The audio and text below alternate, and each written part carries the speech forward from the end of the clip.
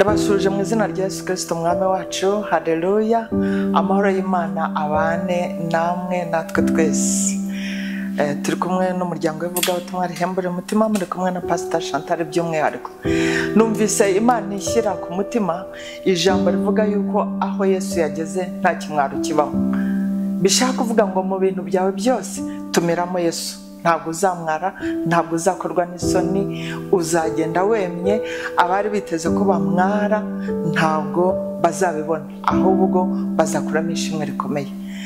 Turi mu ijambo rero ryo mu butumwa bwiza bwa Yohana igice cya 2. Haratubwira ngo ku munsi wa 3 hacyujwe ubukwe bw'Ikana y'i Galileya. Ku munsi wa 3 byerekana ko batangiye kuwa mbere, kuwa kabiri, bikagera ku munsi wa 3. Ntabwo bahise bahutiraho nka bimwe byacu harimo gusaba gukwa, kujya mu rukiko, ibintu bo babikoze gahoro gahoro bigera ku munsi wa 3. Bani tugire neza. Ariko ku munsi wa 3 ngo byagenze gute? Ngo kandi na nyina wa Yesu yarahari. Nubwo bukwe nyina wa Yesu nawe yarariyo. Yesu baramutorana n'abigishwa be ngo batahe ubwo bukwe, na Yesu baramuhamagara. Nuko vinishize nyina wa Yesu aramubwira ati nta vino bafite. Yesu aramubwira ati mubyeyi, tubigendanyemo dute? Igihe cyanjye ntikiragera. Nyuma abwira abahereza ati, nyina abwira abahereza ati icyo babwira cyose mugikore. Imana itugire neza. Ndashaka gutinda ahangaha kugendana na Yesu, kandi nanone ndashaka kubabwira gutoranya mu bukwe, gutumira mu bukwe umuntu wazagira icyo agufasha mu bihe ibintu byagukomeranye. Ubu bukwe tubonye ko ku munsi wa 3 baranyweye vino ya mbere, barangira baranywa ku munsi wa 2, ariko ngo bigire ku munsi wa 3 vino irabashira. Umukwe mukuru umusangwa aburicyo yakiriza abashyitsi, ariko nguriya Mariya yari yabibonye kare, arabibona ahita yicinya ku ruhande, kuko tubonye ngo na Yesu yarariyo. Arangije abonye ko bari abantu bashaka gukorwa n'isoni, aca ku ruhande yongorera Yesu ati vino yashize.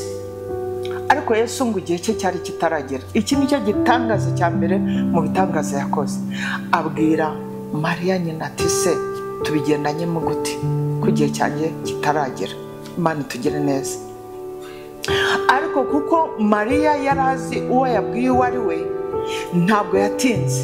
Yabonye uburyo ki abo bantu baherezaga bari bamanjariwe, yabonaga ukuntu isoni zigiye kubakora, ahita ababwira ati icyo ari babwire cyose mugikore, kuko yari yizeye Yesu.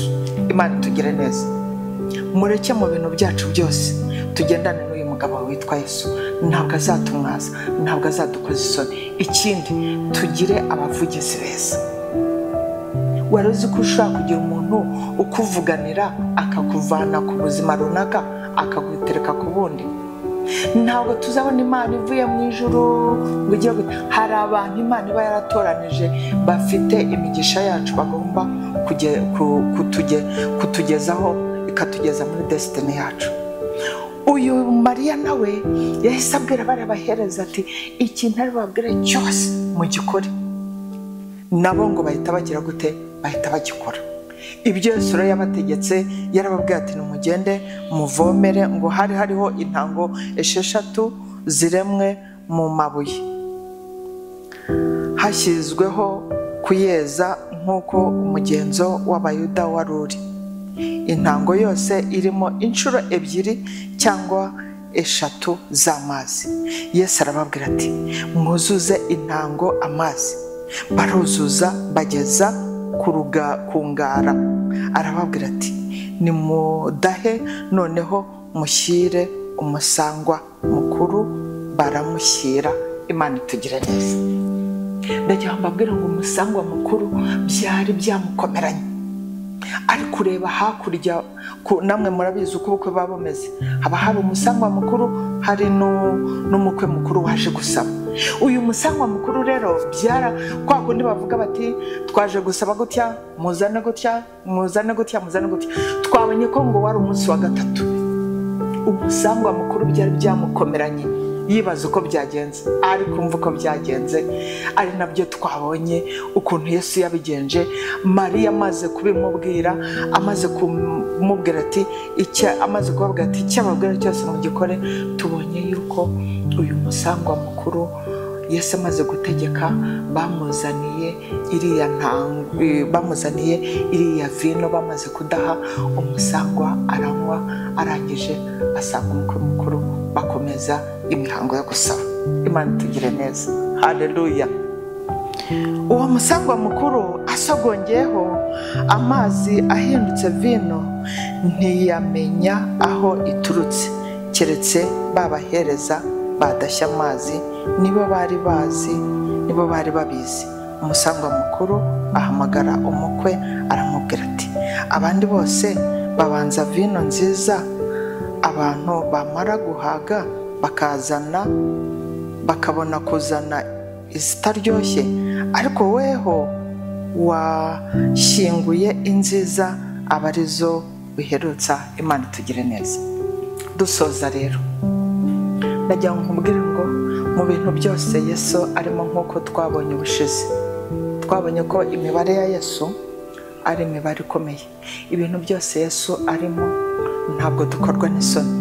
Ndakugira inama yuko mu byo ukora byose nawe utumira umugabo witwa Yesu, ntabwo azagukoza isoni. Mu mushinga Yesu ntazagukoza isoni, mu bukwe bwawe Yesu ntazagukoza isoni, aho ukora ntazagukoza isoni. Nk'uko aba bantu batakozwe isoni, nawe niko Yesu atazagukoza isoni. Imana tugire neza rero, kandi duhe n'abavugizi beza. Mariya yavuganiye aba bantu, iyo baba bataramutumiye ubu bukwe bwabo bwari gukorwa n'isoni, ariko kuko bigiriye inama bagatumiramo abantu bakomeye, byatumye ubukwe bwabo bugenda neza. Nta nubwo ngo umusangwa ntigeze amenya uko byagenze, ngo keretse bariya.